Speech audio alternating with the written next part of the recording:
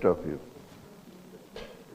So let me chant the Om Sahana Bhavatu Sahanau Bhunaktu Saha Viryam Karvavahai Tejasvinavadhitamastu ma vidvishavahai. Om Shanti Shanti Shanti Hari Om. Om. May Brahman protect us, may he guide us, may he give us strength and right understanding. May love and harmony be with us all. Om. Peace, peace, peace be unto us all. So dear devotees, last night, in spite of the weather, many of you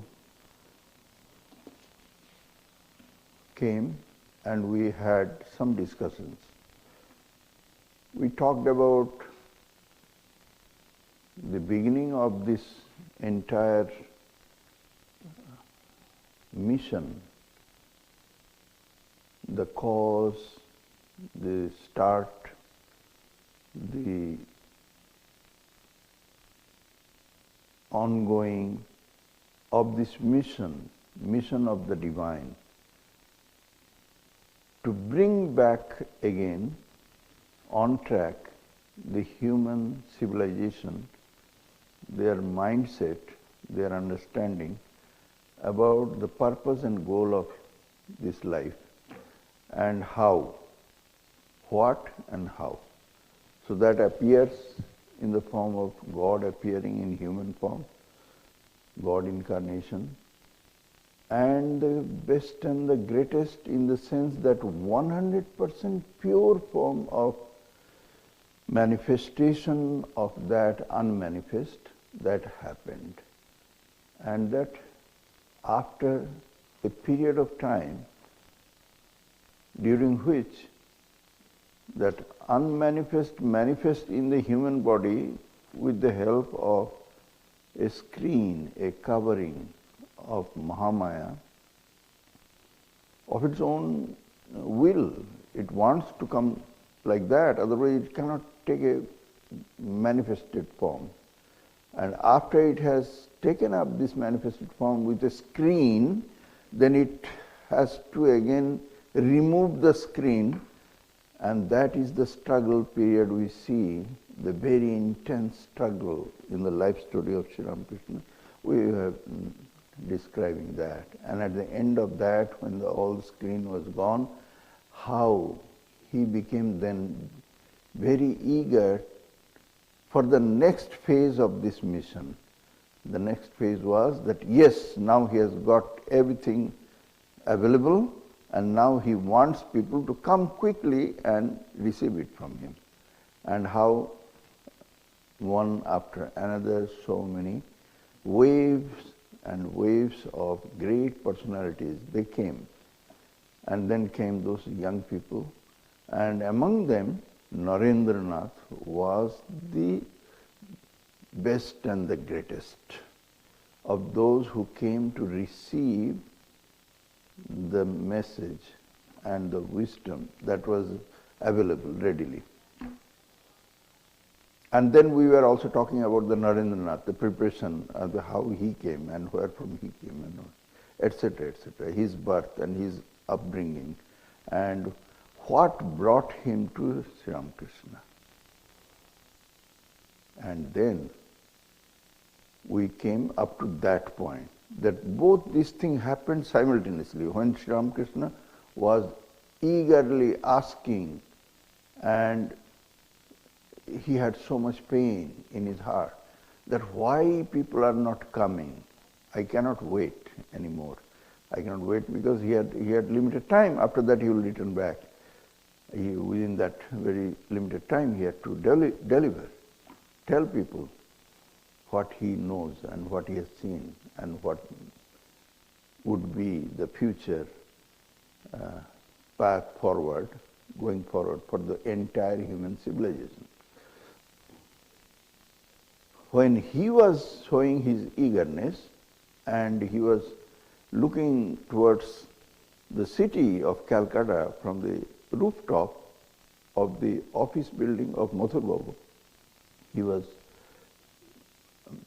shouting, praying that, hey, where are you? When are you coming? Come. I cannot wait anymore.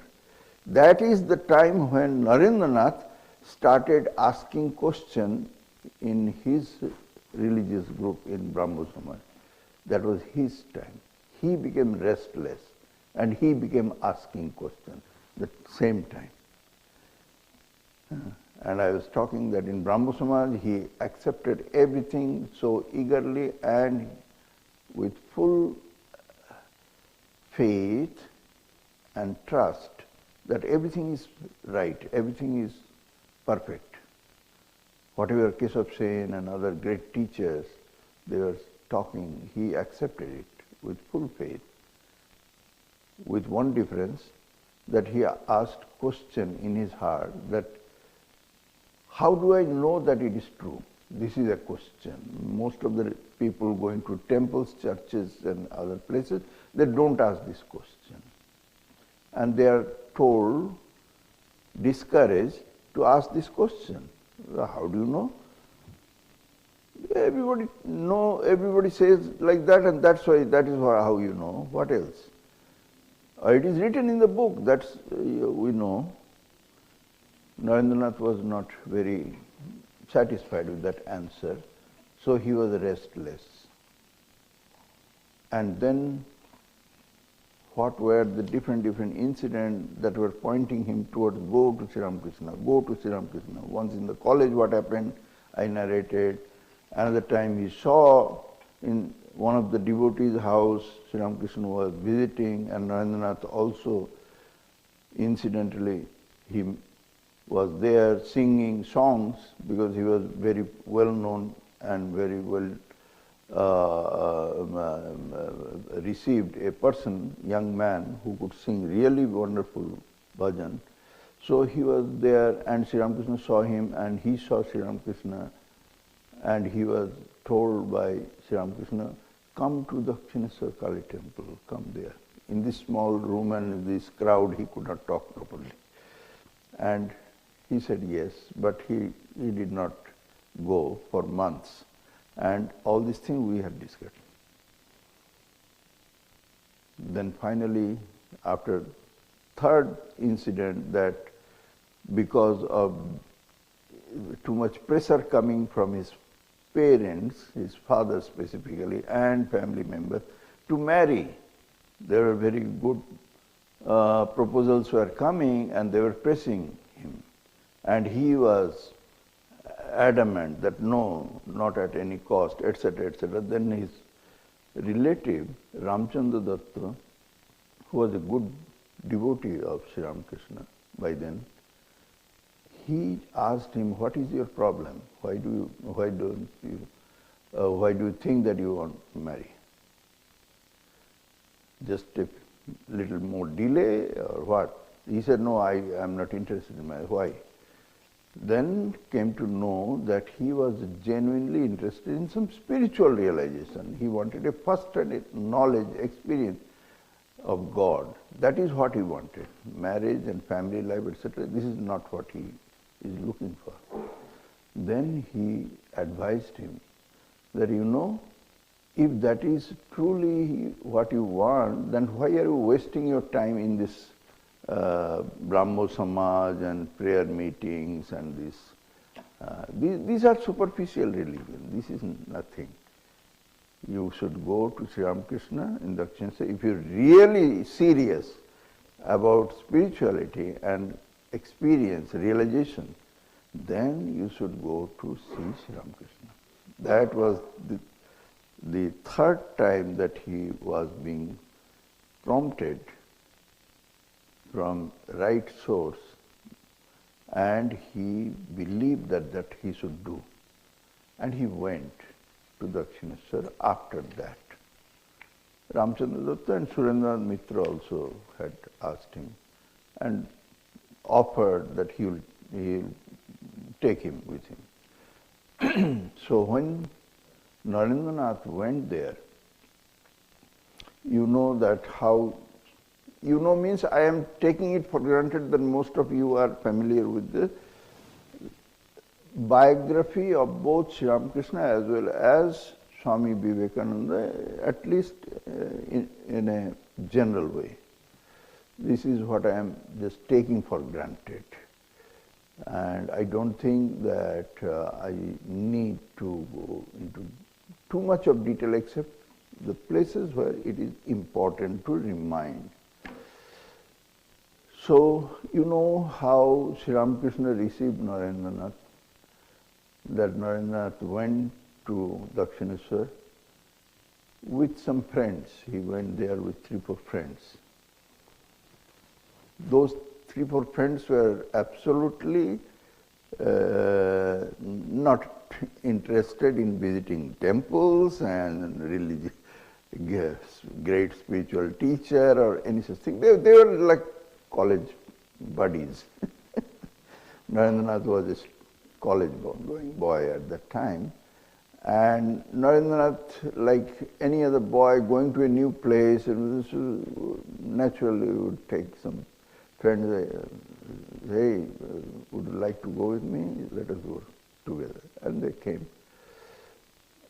But Sri Ramakrishna absolutely ignored those other young men that were there with Narendranath, and immediately he started talking to Narendranath with these words that, oh, so you have come after such a long time. Why did you take such a long time to come like that? And he started talking as if he knew him ever.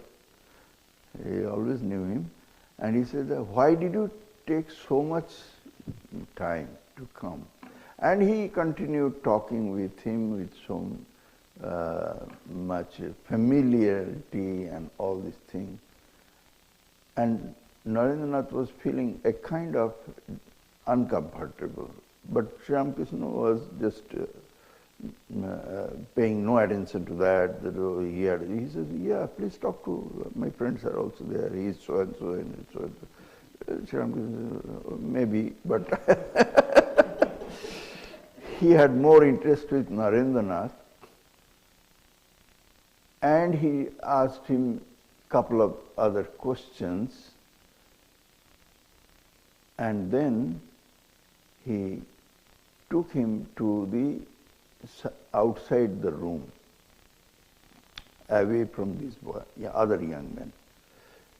Took him outside the room, and in the veranda, suddenly, with folded hands and tears flowing through his cheeks, Sri Ramakrishna started saying, Lord, I know who you are and what purpose and what mission you have gotten for coming on this earth. I know, and you have taken such a long time, etc., etc. I know that you are that Narayana in the form of Nara you have appeared, and so many other things. He was talking with folded hands and flowing tears, and Narendranath was thinking, so where did I come here? This man appears to be totally insane. He is a mad person. I don't know what next he is going to do with me. Suddenly, he was not prepared for that. He said, I know who I am. I am so and so. I am the son of so and so. I belong to a Kayastha family. I live such and such. I know whoever. And he is talking to me like this. So after a whole lot of this praise and prayer, as if like you go to a temple and you chant many different hymns and prayers, that kind of language, Sri Ramakrishna was talking to Narendranath with folded hands. And after a whole lot of such prayers, then when he was a little bit composed, then he said, wait a minute here. And then he went into his room and brought some sweets that were there somewhere. And he brought it to feed Narendranath. And Narendranath was very hesitant. He said that, give it to me, I will share it with my friends, they are also there. He said, oh, later on they'll get it, but now you eat it. And he won't give it into Narendra's hand, he will feed it with his own hands into his mouth, the whole amount of sweet that he had brought in his hand, he fed him. This is the first meeting of Narendranath when he went to Dakshineshwar. So he completely believed that this man is not sane. He has got problem.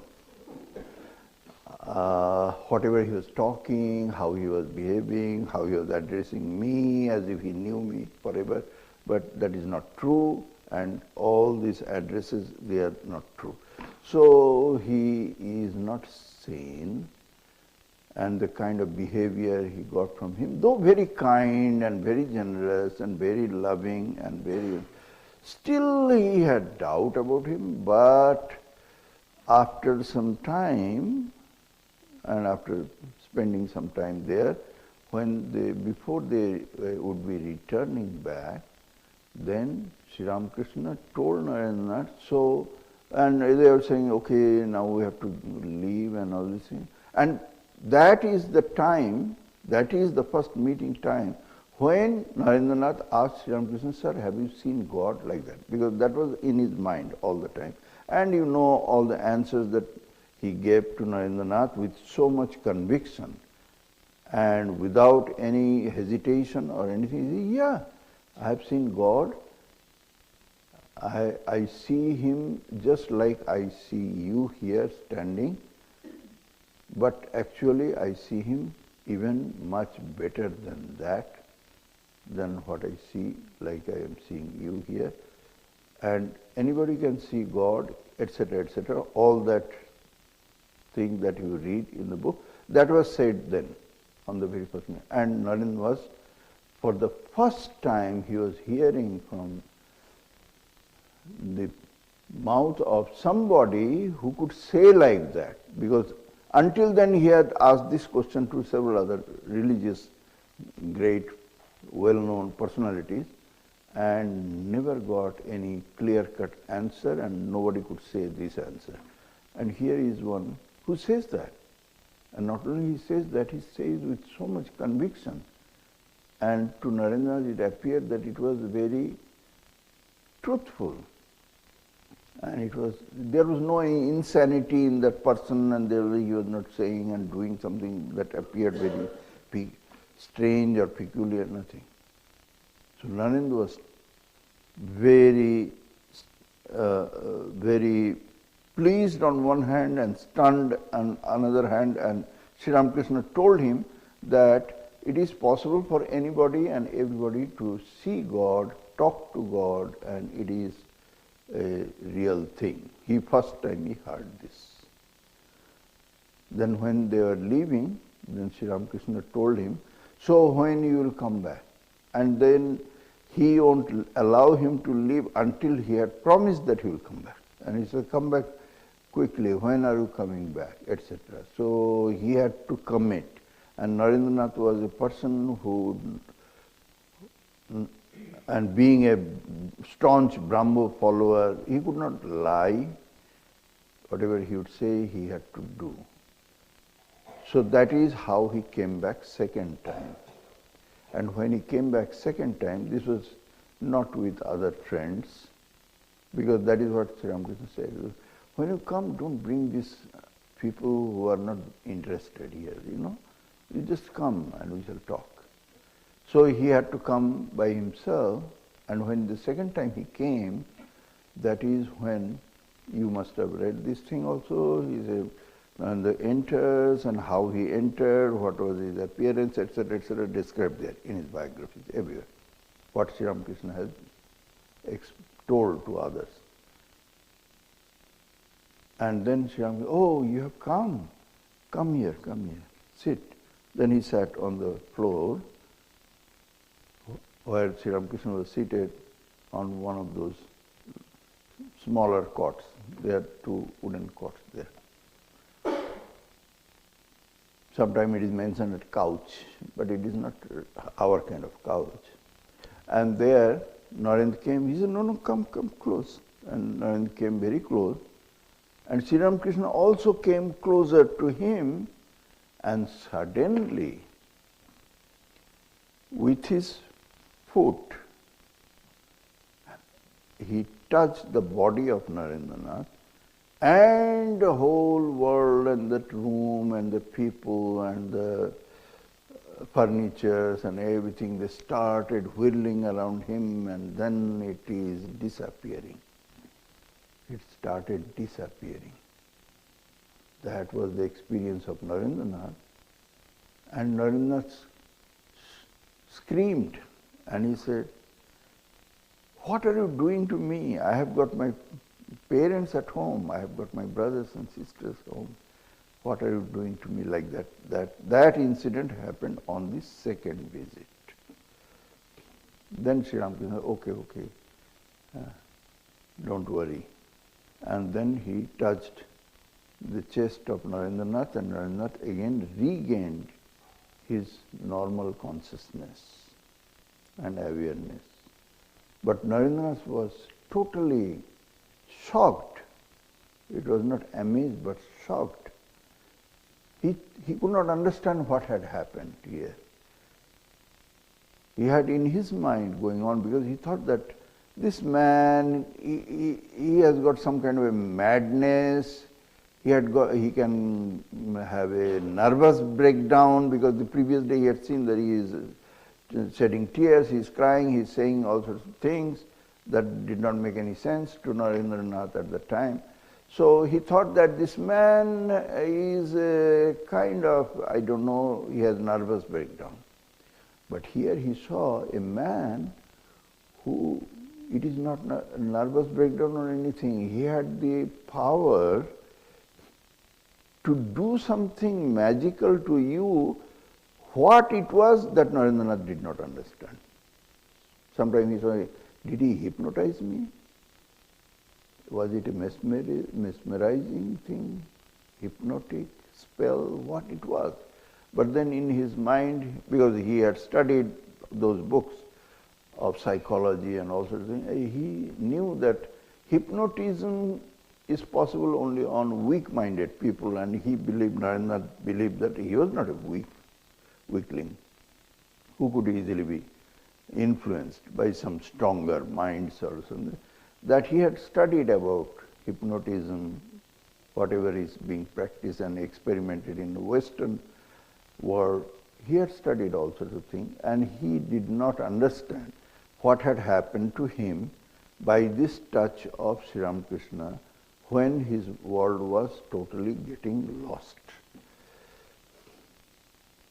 So with this question in mind, Sri Ramakrishna talked to him so many other things, he asked him so many things.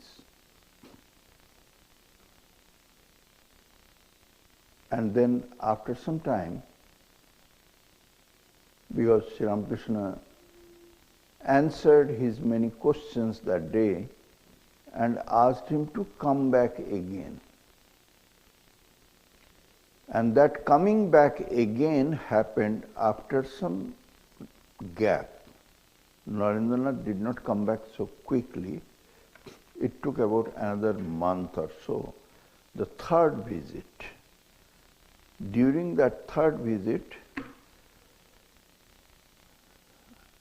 that important incident that we have been hearing about in the biography of Sri Ramakrishna and also the biography of Swami Vivekananda, that how the appointment letter was served to him and where he was recruited.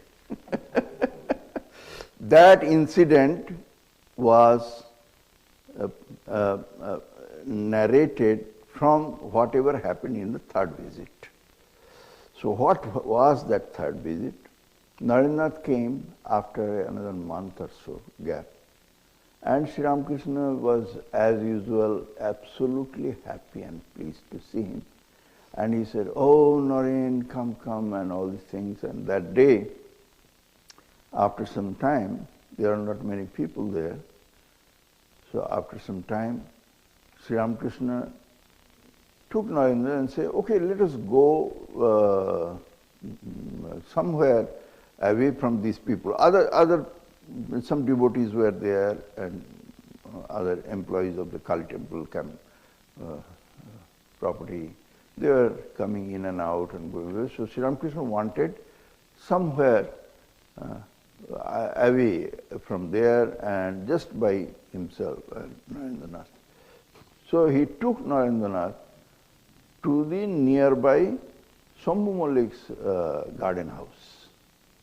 And there, because Sri Ramakrishna had easy access to those places, Shambhu Mallik was a great follower of Sri Ramakrishna.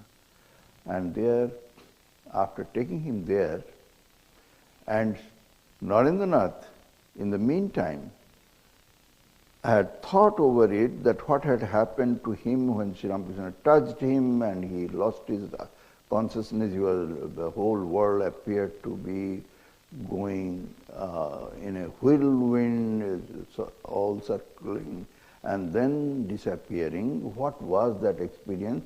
Was it a hypnosis? That was, he was very seriously thinking. And then he thought that next time I am near him, I'll be very careful and I will have all my minds very focused and strongly composed, and nobody can have any influence over me. I know I am a very strong-minded person, a young college-going boy and a very intelligent, strong personality like Narendranath.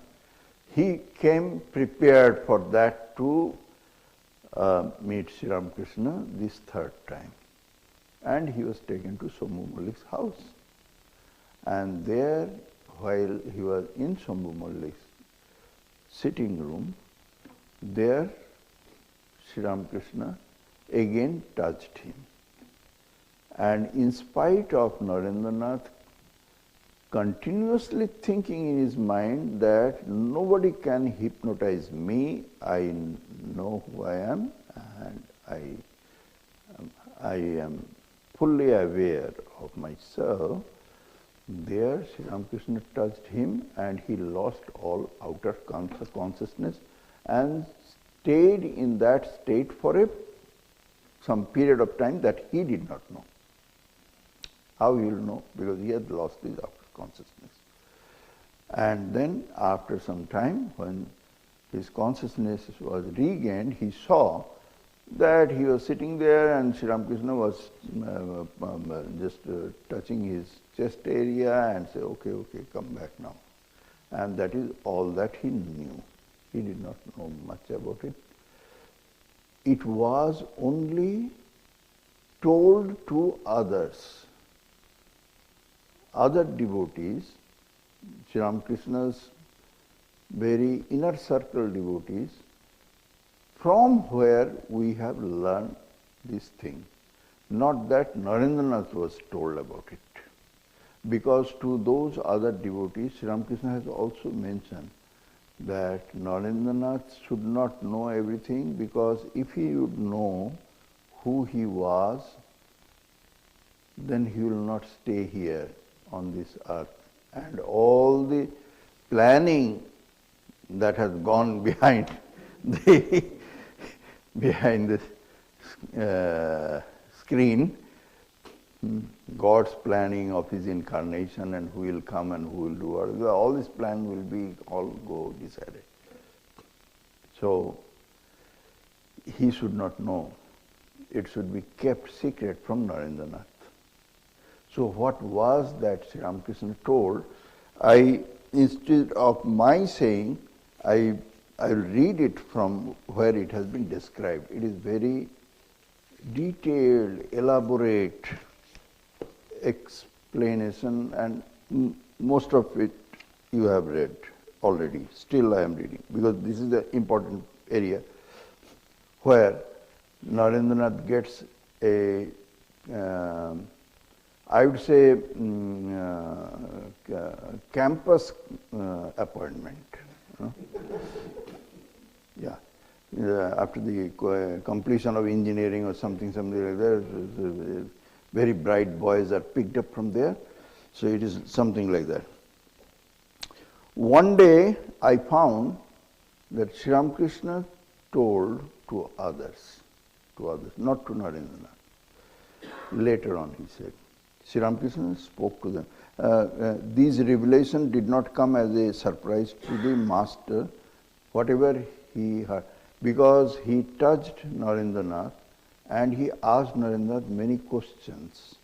And Narendranath, in that state where he had lost outer consciousness, he answered all those master's questions, and he found that everything exactly matches and tallies with whatever he had known about Narendra. From the time he has seen first time, everything matches by asking him. Narendra told everything in complete lost outer consciousness state.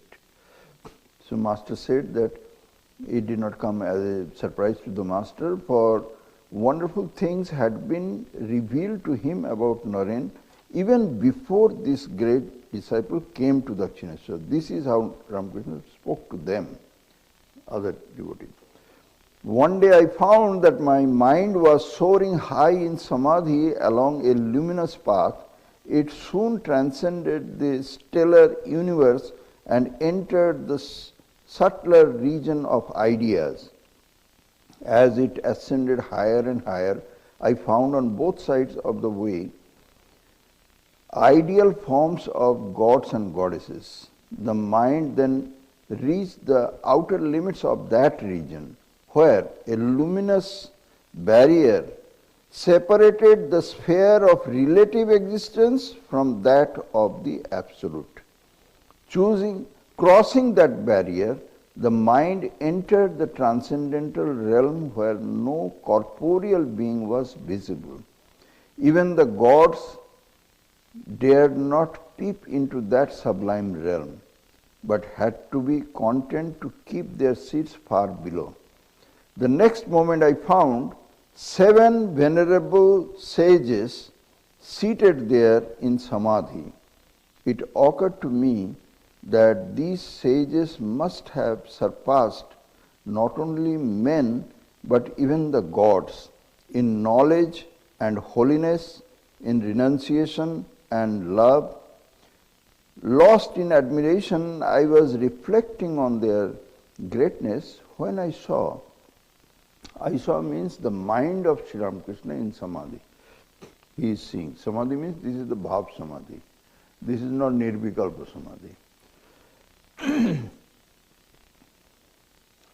When I saw a portion of that undifferentiated luminous region condense into the form of a divine child, the child came to one of the sages, tenderly clasped his neck with his lovely little arms, and addressing him in a sweet voice, attempted to drag his mind down from the state of samadhi. The magic touch roused the sage from his superconscious state, and he fixed his unmoving, half-open gaze upon that wonderful child. His beaming countenance showed that the child must have been the treasure of his heart. In great joy, the strange child said to him, I am going down. You too must go with me. The sage remained mute, but his tender look expressed his assent. As he kept gazing on the child, he was again immersed in samadhi. I was surprised to find that a fragment of the sage's body and mind was descending on earth in the form of an effulgent light. No sooner had I seen Naren than I recognized him to be that sage. Subsequent inquiry, it is in the bracket, subsequent inquiry elicited from Sri Ramakrishna the admission that the divine child was none other than himself. So this is the campus recruitment that I was talking about. Campus because there are 7 sages sitting there, 7 sages in deep samadhi. One of them, that Nararupi Narayan, he was requested to come and he consented. He gave his agreement just by his glaze. And that's it. So he agreed. He accepted the job. Why we find that when in the life story of Narendranath is from his childhood so much inclined to go into meditation, and that is a natural tendency in him, we find. From his boyhood days, he will have a Shiva image and his own small shrine on the rooftop, small room, and there they will play meditation. Meditation is the play, not ritualistic worship is the play, meditation. And he will very quickly go into deep meditation. Other boys, they will just feign meditation, closing their eyes and sitting for a while, not moving too much, just do whatever Naren is saying. But Naren was actually finding deep meditation easy and joy there. You will find real joy. He had so many visions in those meditations. In the college-going days, he had vision of, later on he said, perhaps it was the vision of Buddha that he saw in that meditation, in his room, in his study room, and all sorts of things. This Narendranath, from time to time, he wanted to again return back to his abode and enjoy. Living in the world, even after achieving all sorts of different successes that we call that these are success, great name and fame, and everybody wants him. He's not that amused or happy. He wants to go back home as quickly as possible. But he had accepted a job. He has accepted the job of helping the God incarnate of our time in his mission. That yesterday, last night we were talking about, that the mission was a part of which was the revealing the spirit of religion and true religion. That was what Sri Ramakrishna did. And then the other part of the mission was the delivery of this job. Though nowadays it is easy for you to understand that only discovery is not enough. How many startups, they die untimely because they have discovered wonderful things. Wonderful technology, wonderful things have been discovered. But they were unsuccessful in properly marketing them or delivery, call it delivery.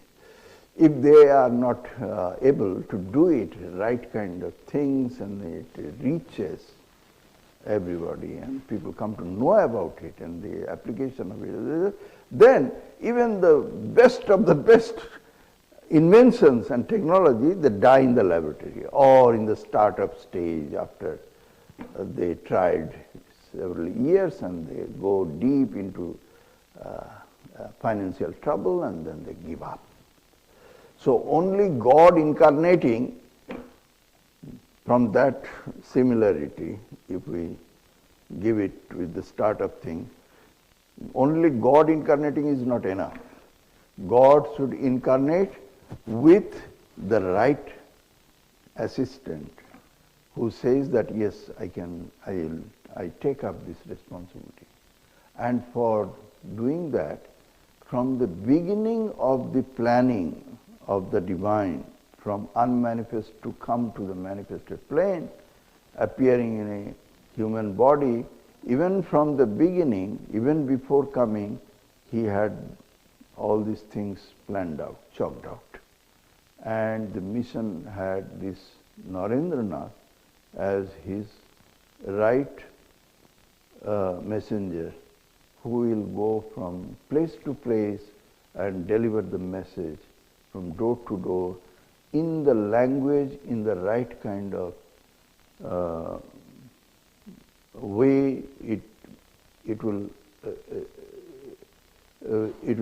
reach the people's heart and mind. Everything doesn't become accepted at every time period of the history. Different time they have got different things more acceptable or not so acceptable. Different places.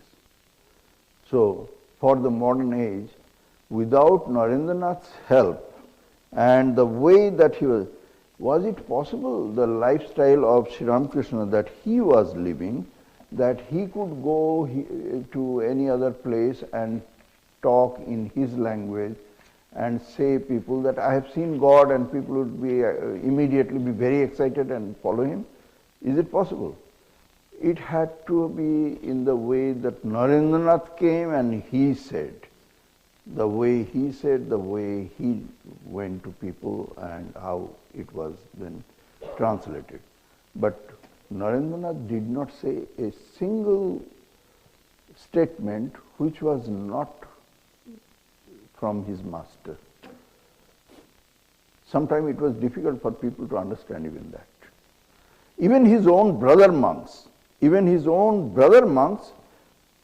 occasionally, though they had this clarity that, number one, their master loved Narendranath most. Sri Ramakrishna loved Narendranath so much, and he had openly, unequivocally, he has declared that he is your leader. He is your leader. So everybody had to accept him. And they loved Narendranath also because of wonderful qualities in Narendranath. They also loved. In spite of that, many of them, they did not understand what Narendranath was saying, doing, or planning, or asking people to do. Many could not. And Narendranath had to fight back with them, telling them that no, this is what I have been told to do by our master. They will not believe in the beginning, but then they have to accept it. And they say, okay, if you are saying so, then we are following it. His establishment of this new monastic organization and the way this monastic organization would function, which was a clear departure from the old-fashioned monastic orders, the different monasteries that were existing at the time. It was totally different from there, and the emphasis on many different areas, how and what, that Narendranath defined and Narendranath explained, that was not clear to his many brother monks. Only a handful of them, they completely and absolutely accepted the way Narendranath was asking them to do, and Narendranath really loved them. And therefore he depended so much upon those brother monks who will be implementing his way of executing the job.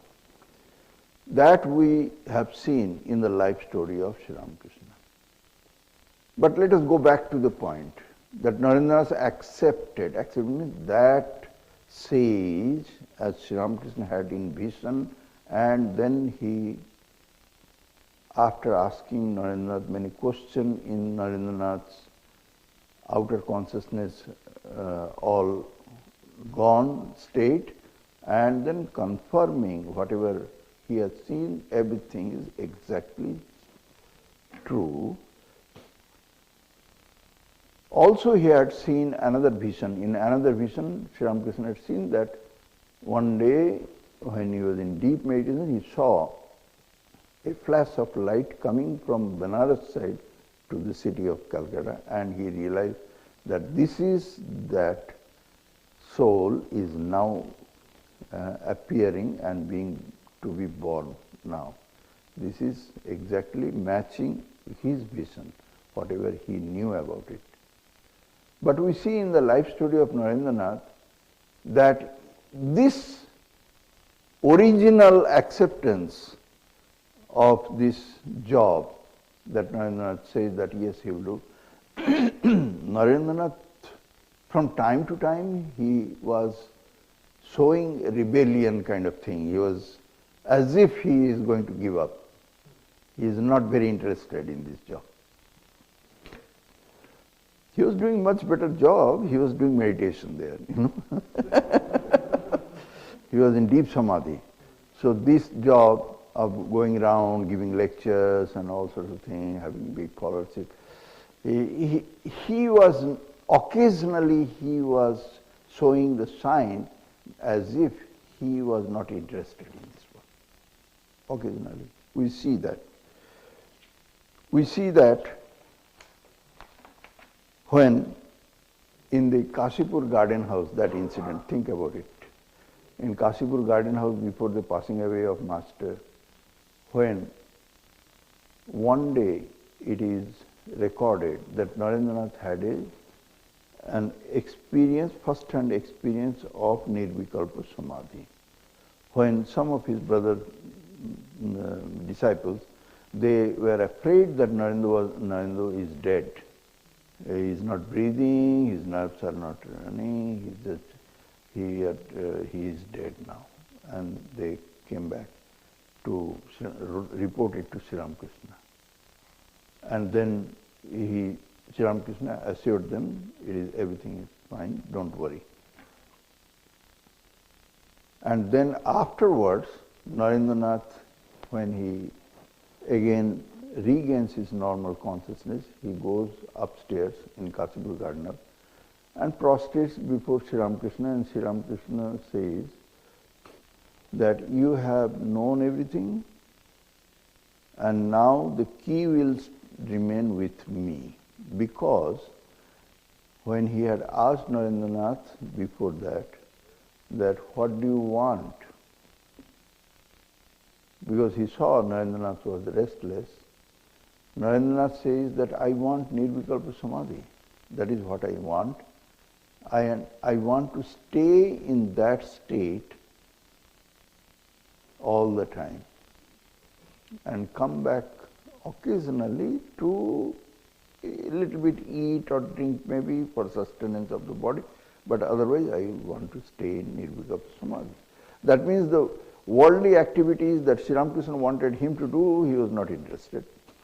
Sri Ramakrishna, how he scolded him, what he said like that, you will be like a banyan tree and all these things, spy on you, you are so, your mind is so very mean and lowly and all sort of things he said to Narendranath. Narendranath was not interested in anything other than Nirvikalpa Samadhi. So the job that he was, in the beginning he had accepted before his taking this human birth, he was showing occasionally that he was not that interested. So Sri Ramakrishna said that no, you will not go back to Nirvikalpa Samadhi, I am keeping the key. You have to do mother's work. And Narendranath's answer was, I don't know what is mother's work, I am not interested, I cannot do all these things. Then Sri Ramakrishna said, what are you saying like that? You must, he said in Bengali, which cannot be translated into English. In Bengali says, Tui korbi na tor ghar korbe, like that. Ghar is the shoulder area. Your shoulder will not be an English translation. That translation makes no sense. But that is the Bengali. Means you must. What are you talking you won't? You must.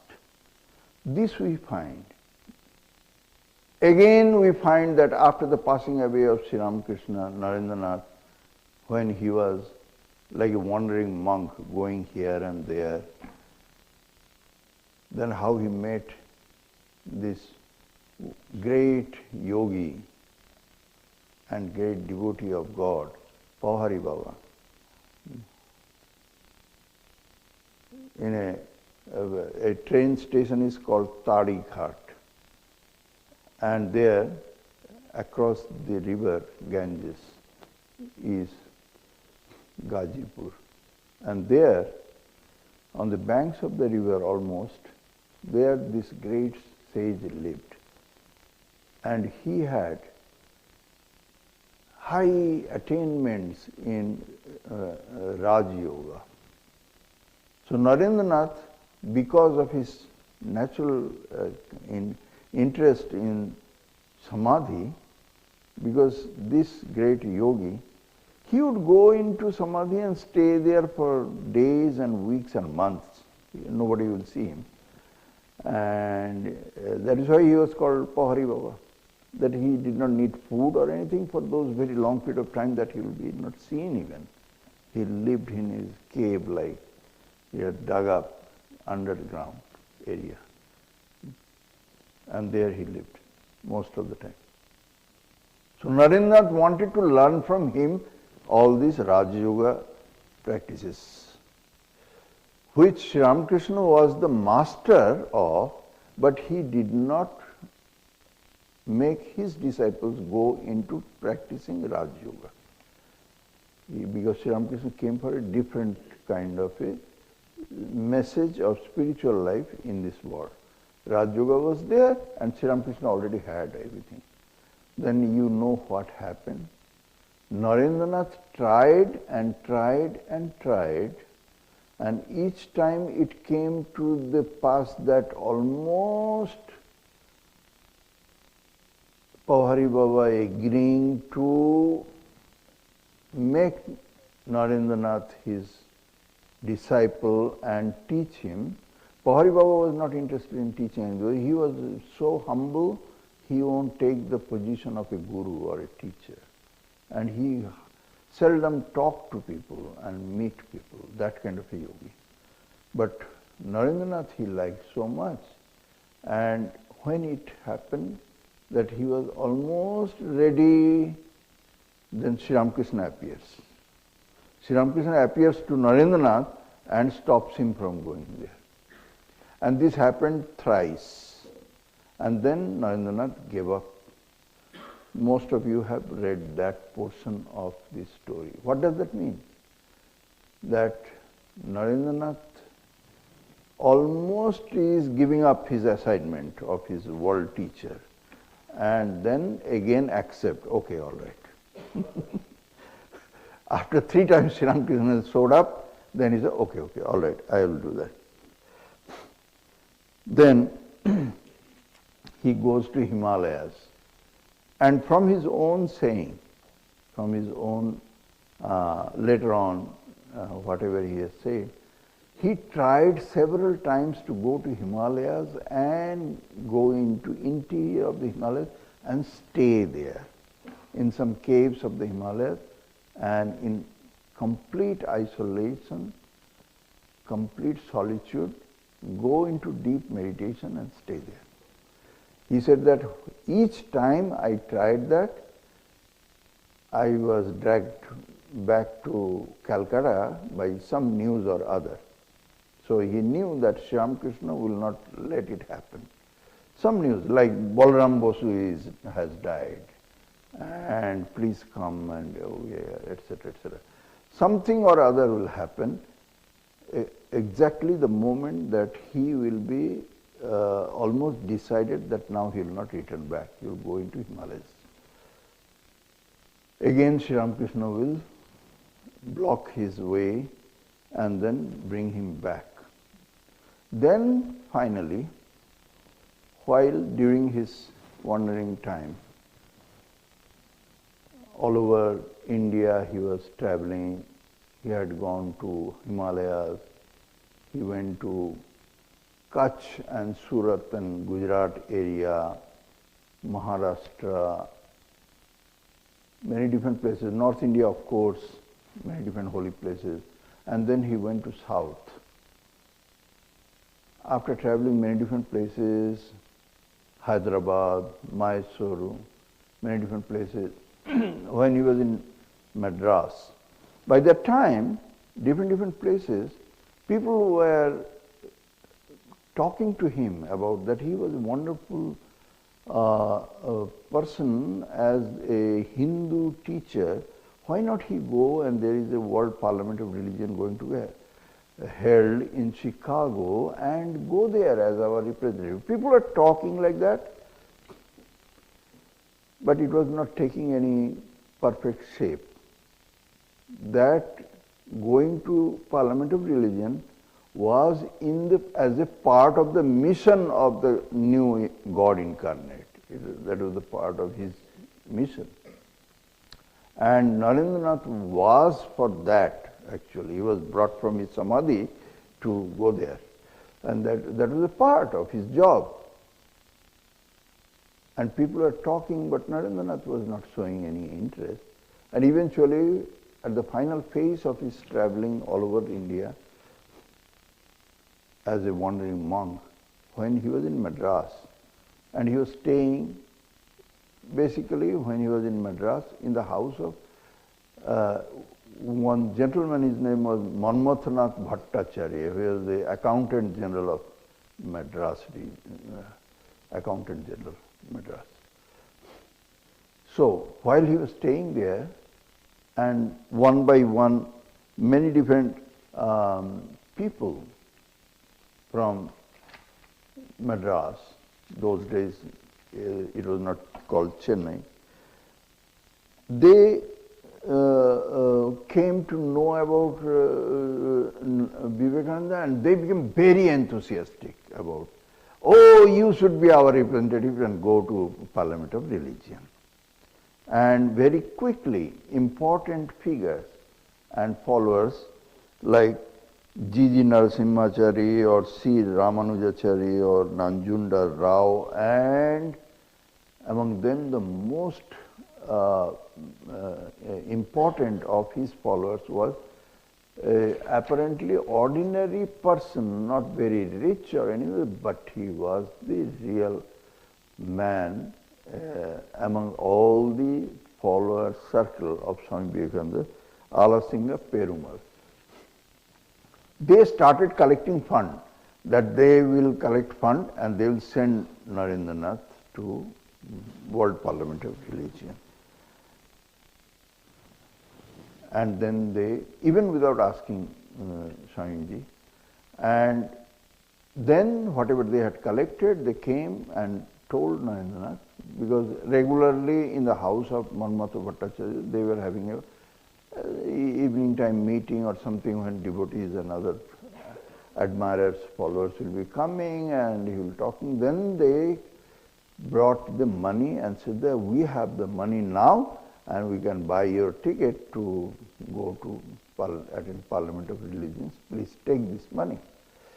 So again came a rejection. Narendranath did not accept it.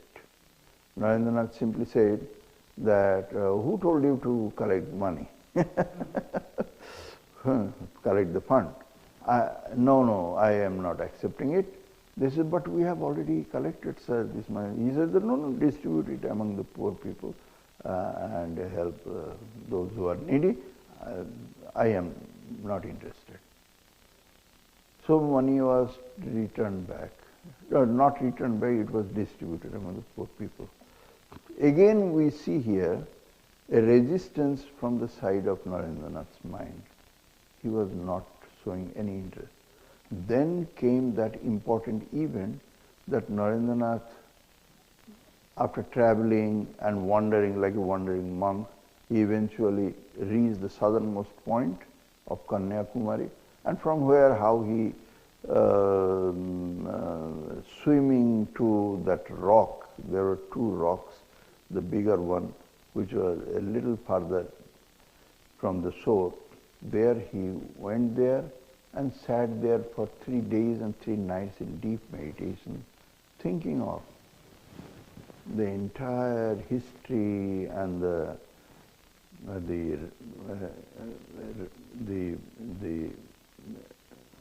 goal of the race of Indians and the Hinduism and its present very low point in all respect, and what is in the future and how and what could be done to help them, etc., etc. He went into deep meditation and deep prayer on that big rock which was a holy place. And on the shore there was this holy temple of Kanyakumari. And it is said that he had all the different visions and all the ideas that came to him about the future of India and what to do and how to do, even how it makes sense to go to the West and how with the help of his preaching there he could generate many supporters from there to help him for the cause of his own motherland and people there. Everything appeared in his mind there after deep meditation and staying there for 3 days, 3 nights, it is said. So, after there, when he returns back to Madras again, then he agrees. He agrees that yes, he can go to the West. And now we find again a second time the funds were being raised. Funds were raised and many other connections that he had already in Hyderabad or in Mysore or any other places, Belagiri and many other places, that were also traced, and many people and wealthy and princely states and others, they contributed. And he was almost there.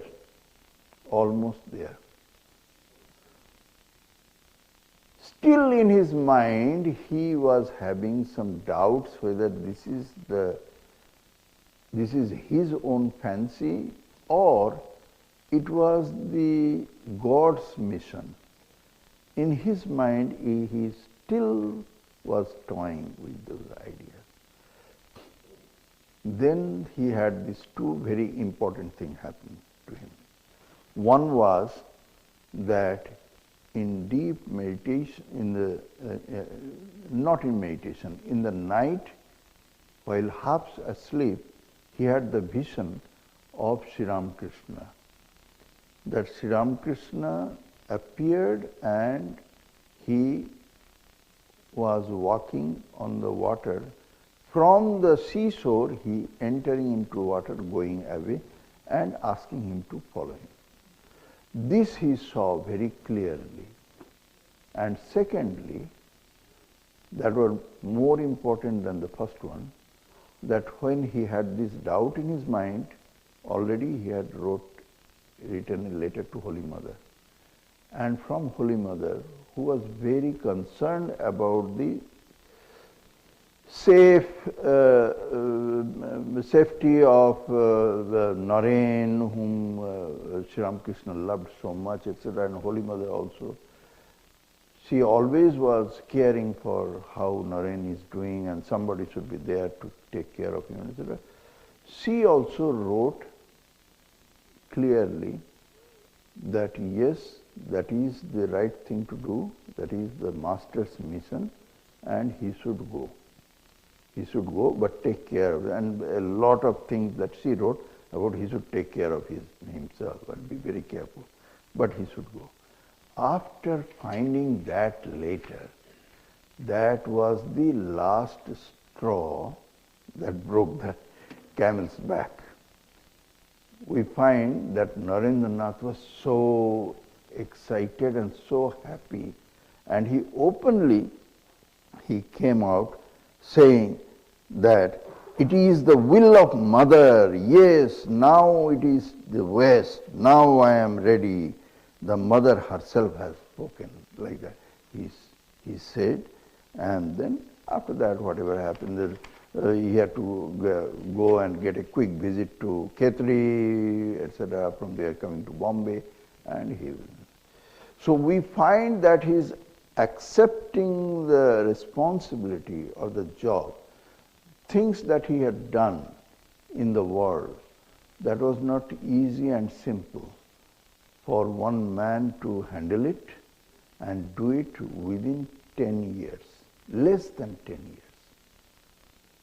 Less than 10 years, what he did, it was just transforming the mindset of the spirit of the world, the spiritual purpose and what it is and what it is not and how to do it. He completely transformed the world, which perhaps even now we are not very clear about. But it is moving on that direction. And eventually, in course of time, it will have more and more be revealed. When people will be accepting the mission of the God incarnate of our time much clearly. So this is Narendranath accepting the job. Now what was his rejecting or actually giving up? We are not going into the detail of what Narendra did in the world.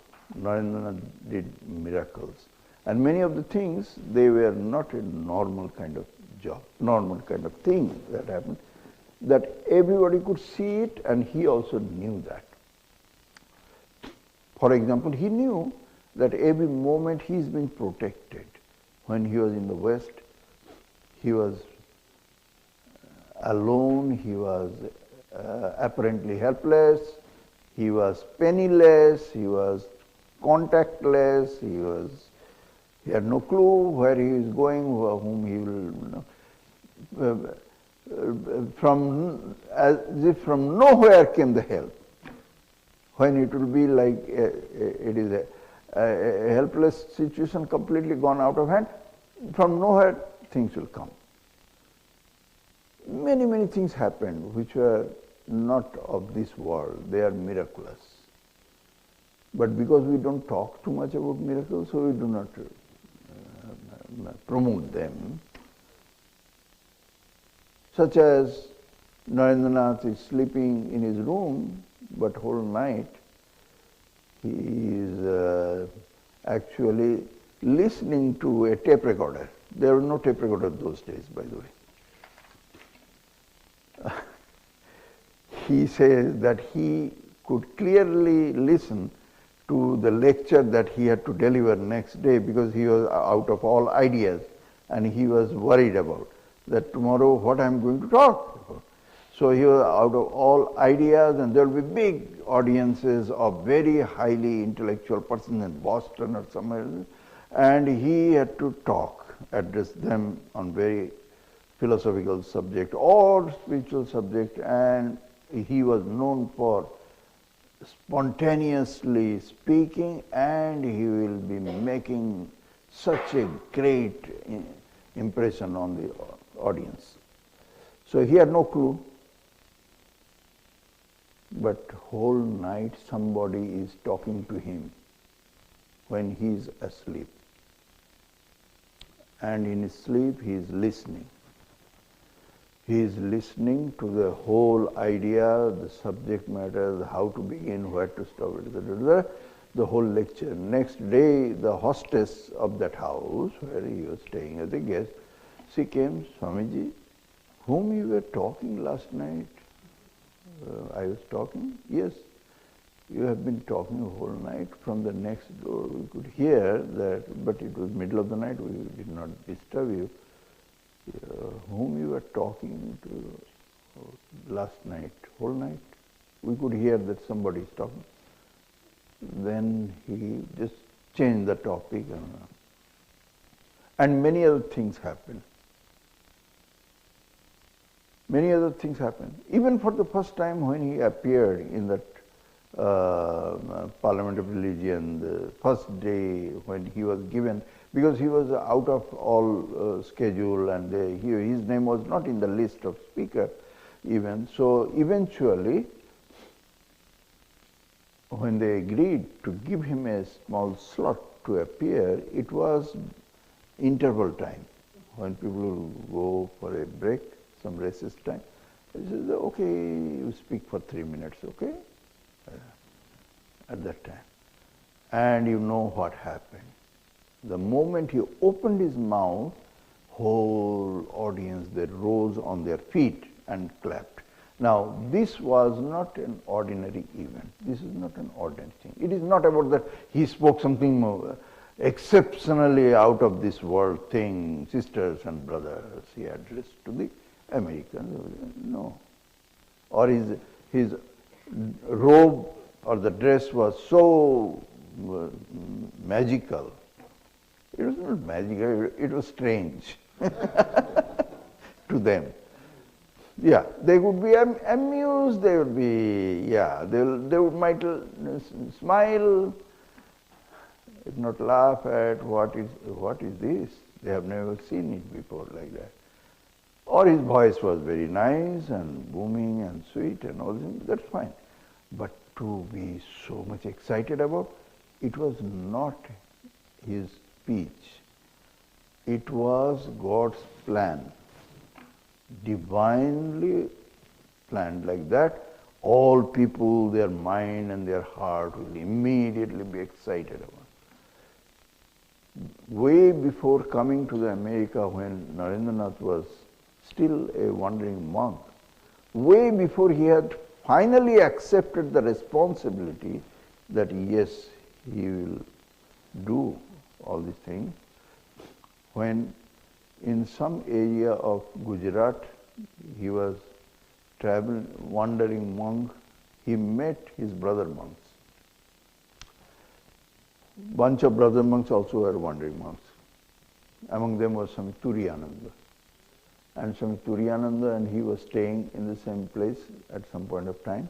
And then in conversation, later on Turiyananda mentioned that Narendra had told him that, brother, Hari Bhai, whatever you are hearing this World Parliament of Religion, because all over India there was the buzz that there is a Parliament of Religion going on there.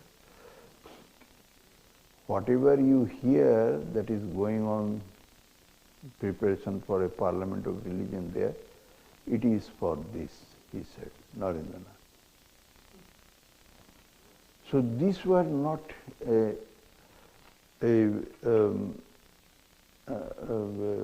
something which suddenly happened. That he came, how all things, they all got connected with each other, how miraculously things happened. We hear that he did not come with any preparation, even no letter of introduction or anything. He tried to get a letter of introduction. I don't know whether you know it or not. When he was in Madras, at that time, the Theosophical Society was a big thing those days. In India, there were 3 organizations: Brahmo Samaj in Calcutta, Prarthana Samaj in Bombay, and Theosophical Society in Madras. They are big. Everybody knew about them. And in Theosophical Society in Madras, there was one Professor Alcott, who was their president. Very important person. And in India those days, anybody who is Western would be very important.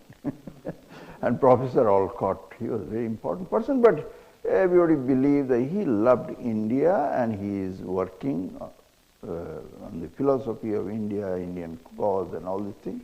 So they thought that he is a lover of India. Any cause of India, he will be helpful. So Narendranath actually approached him, actually met Professor Alcott there in Theosophical Society premises and asked him to give him a letter of introduction, because Theosophical Society was an already well-known organization, and the president of Theosophical Society introducing him and telling, writing a small letter to the president here of the Parliament of Religion that this gentleman is the right representative to talk about Hinduism. Please accept him as representative from India. It will be very helpful. Then what Professor Olcott said, I don't know you heard it or not. Professor Olcott says, well, Swami, would you then join our organization, become a theosophist? Would you join us and be a theosophist? Narendra says, no, I cannot do that because I don't agree with all the concept and ideas and the preaching that you have gotten. I don't agree with much of them, so how could I join you as a theosophist, become a theosophist? Then he said, then sorry, we cannot do anything like that. So many different things we hear about Narendranath was God planned, and Narendranath finally accepted that. And then after the success story, after he returns back to India, we know about that he had many plans in his heart, because he had accepted wholeheartedly the job that was given to him by his master. So we find in India he set up this organization, monastic organization, and he really worked very hard to make it happen, establish, and how to run this organization. In the West also he had some plans. He had many plans in the West. He wanted to buy a large chunk of land, and there he would be starting up a kind of a retreat center where people would go and do meditation and all sorts of things. From time to time, especially in the summertime, they'll go and have small cabins or tents, and these are all in black and white, that he was very seriously thinking about. He had many missions, many plans, and he had many different futuristic thoughts about how he could help people in the West as well as in the East to actually grow spiritually. Then we know in 1897-98, two things happened. One is the establishment of the Ramakrishna order, officially establishing, 1st of May 1897. We know that in that meeting, Narendranath was there, and everybody knew that this, whatever this Ramakrishna mission was at that time, it was because of him. It is his followers who had generated fund. It is his inspiration and his ideas that is now developing into an organization, and it was his plan to what to do with this organization, what is the future of this organization, how to do it. Everything was Narendranath. But Narendranath said, when the committee was being charted, he is not to be put in even as a member of the trustees. He is not even a member of the trustees.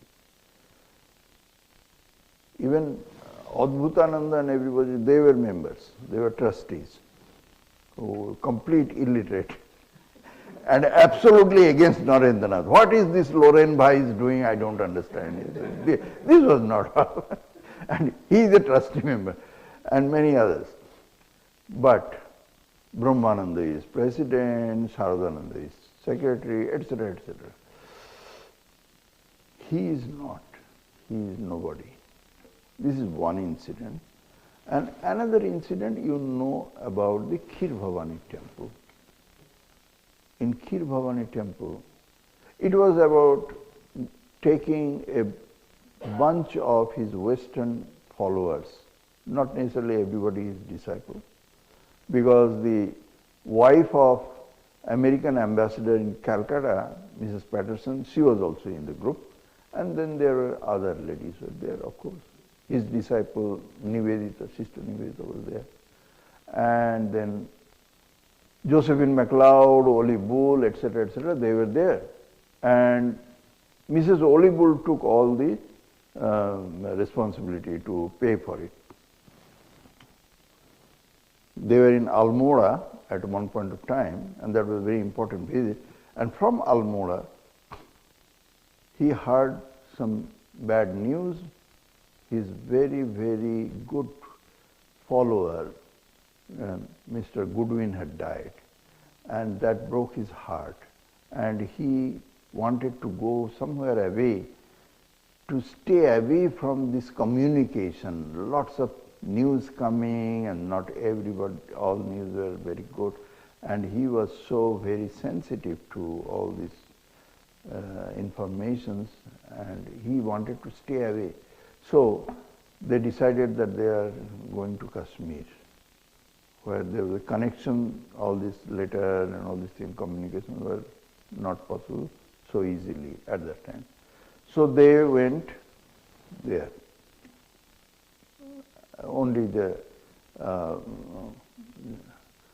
women, Western women followers with him, and two of his brother monks.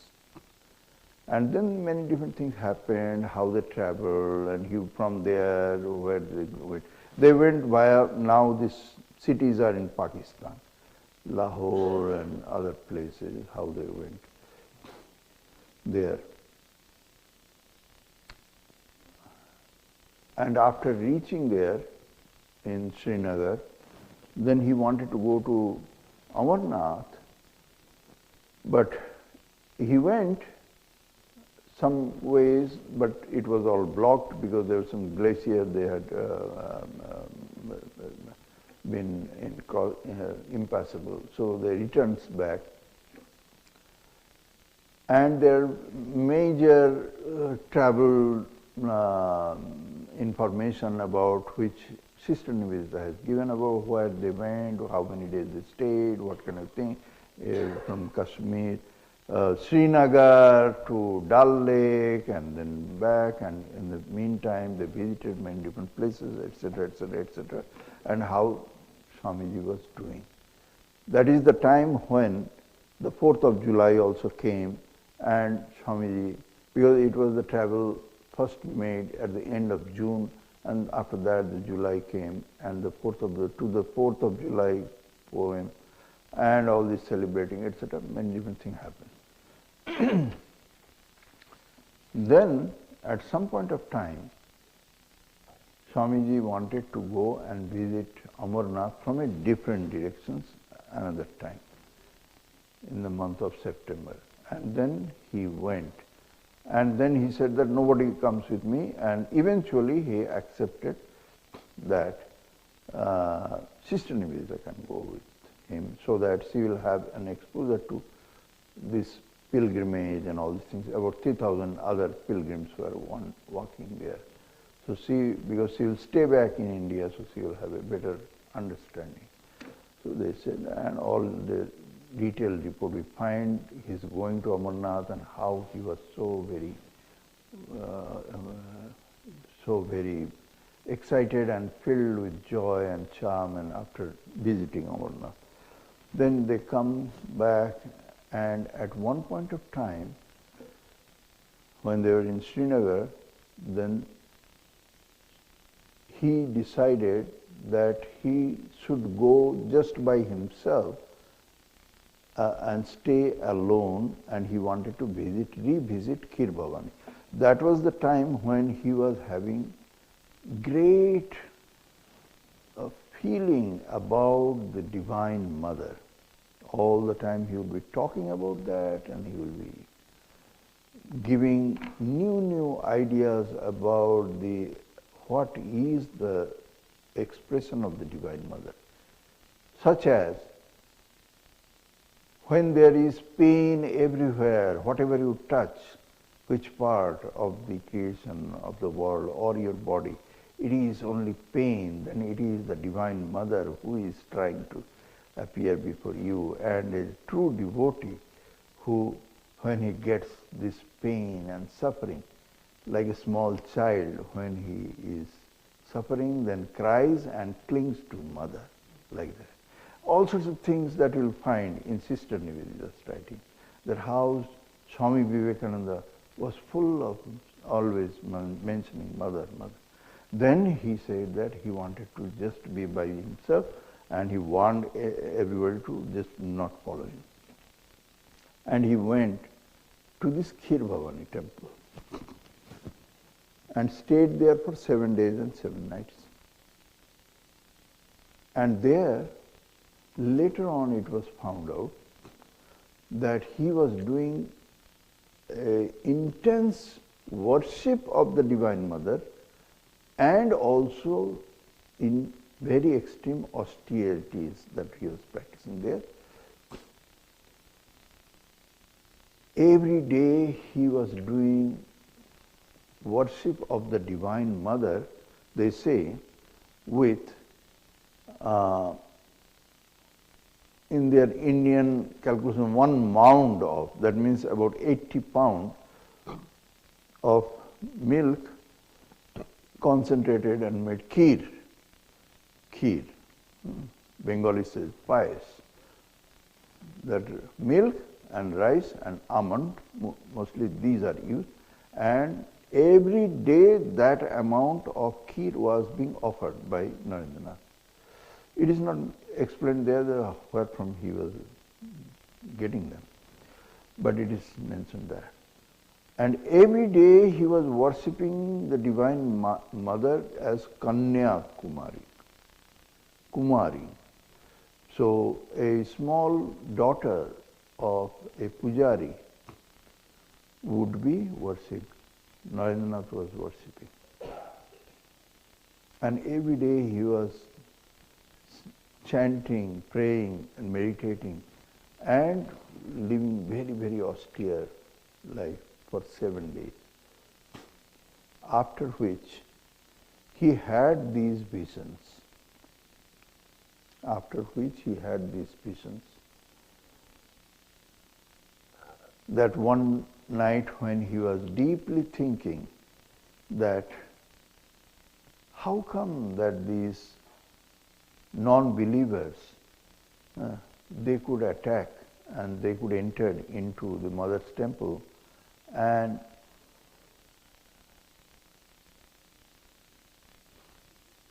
did all sorts of sacrilegious things and all sorts of destruction and all these things. That should not have been done. How could that happen? Then he clearly heard the voice of Mother who says, so what? This voice came that so what? If the non-believers, they enter into my temple and they destroy the temple and they do all these damages, so what? You think that because he was thinking in his mind that I would not have allowed that, even if I had to lay down my life, at the cost of that I would be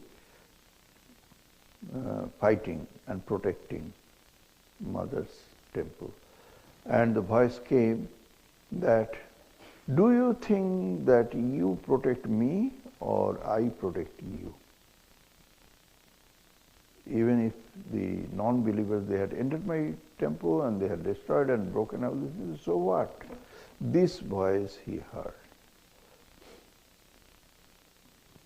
This is what he said later on to Sister Nivedita and others, and it was written by Sister Nivedita. When he returns back, he was a totally transformed person. He was saying, Mother, Mother, and he was nobody like that. Later on,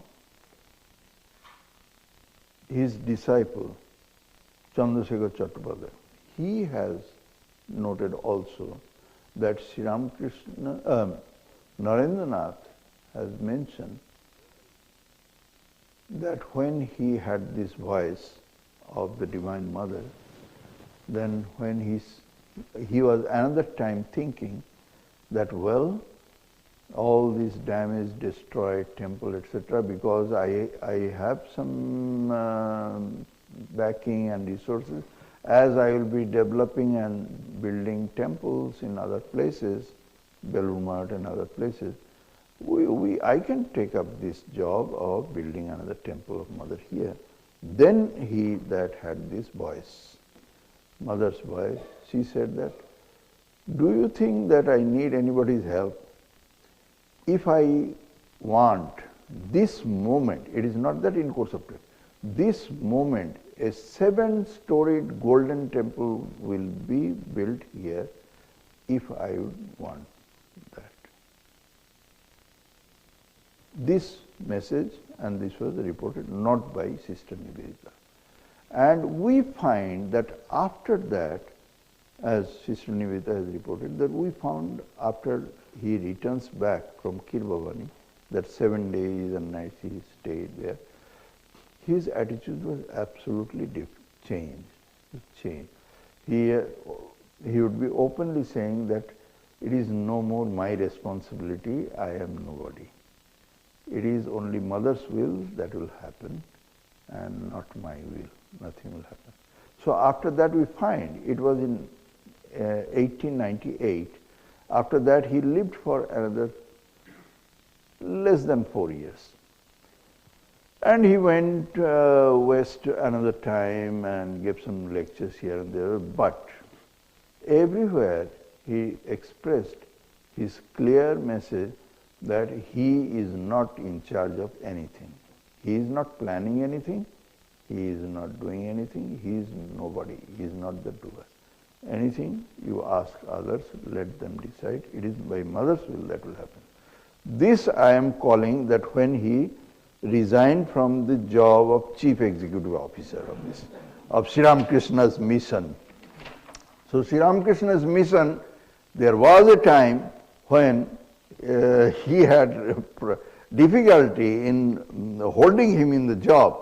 He was, time to time he wanted to slip away and he was saying, no, I don't think I'm interested in this job. And then there came a time when clearly the message came to him that, okay, now you can, if you like to, and he immediately, happily, he resigned from the job. I call it that Narendra resigned. So that is, I already took more time than whatever I wanted to. And let me have the closing prayer. Jathagner dahika shakti Rama Krishne sthita hiya sarva vidya sarupam tam sharadam pranamamyaham.